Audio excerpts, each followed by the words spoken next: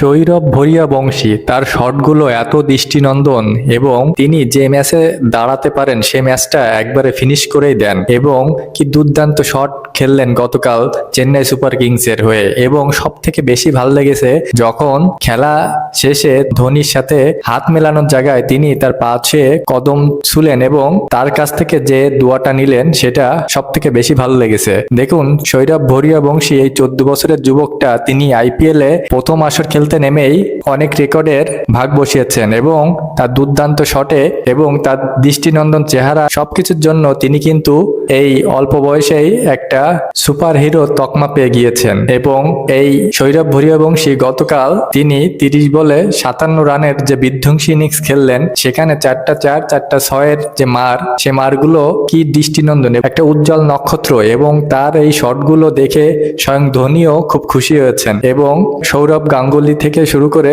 রাহুল দ্রাবিড় তারা কিন্তু তাকে বাহবা দিয়েছেন এবং তাকে তার শটগুলো দেখে তারাও কিন্তু অনেক আনন্দিত হয়েছেন। আপনার কেমন লেগেছে অবশ্যই কমেন্টে জানাবেন এবং ভালো লাগলে লাইক, কমেন্ট, ফলো, সাবস্ক্রাইব করে পাশে থাকবেন। ধন্যবাদ।